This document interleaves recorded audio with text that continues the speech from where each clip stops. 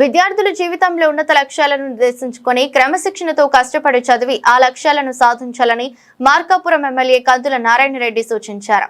మార్కాపురం జిల్లా తర్లుపాడు మండలం తర్లుపాడులోని సాంఘిక సంక్షేమ బాలుర హాస్టల్లో నిర్వహించిన విద్యార్థులకు అవసరమైన సామాగ్రి పంపిణీ కార్యక్రమంలో జిల్లా కలెక్టర్ ఎం విజయ్ సునీతతో కలిసి ఎమ్మెల్యే పాల్గొన్నారు.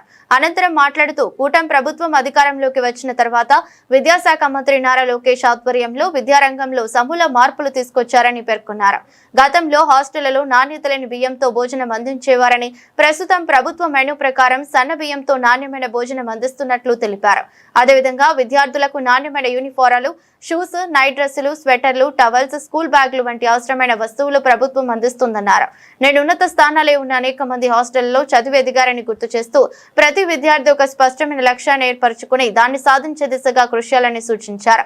అనంతరం విద్యార్థులకు స్టడీ చైర్లు, స్వెటర్లు, నైట్ డ్రెస్సులు, టవల్స్, దుప్పట్లు, ప్లేట్లు, గ్లాసులను పంపిణీ చేశారు. కార్యక్రమంలో స్థానిక ప్రజలు, అధికారులు ఉన్నారు.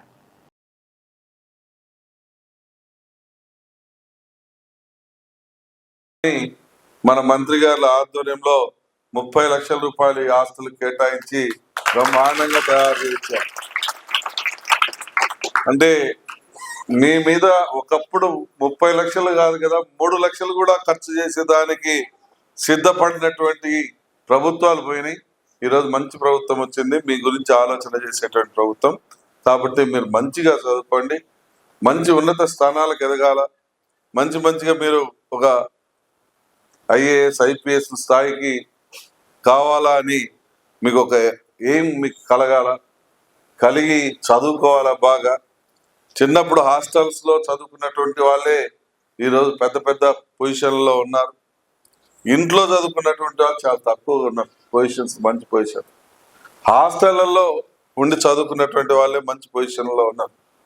కాబట్టి మీరు కూడా మీ భవిష్యత్తుకు మంచి మార్గాన్ని సెలెక్ట్ చేసుకొని ఆ మార్గాన్ని పోయేదానికి మీకు ఏమేమి అవసరాలు ఉన్నాయో, ఏమేమి ఇబ్బందులు ఉన్నాయో ఇవన్నీ అధిగమించేదానికి మా వంతు సహకారం అందిస్తామని ఈ సందర్భంగా మీ అందరికి మాటిస్తూ సెలవు.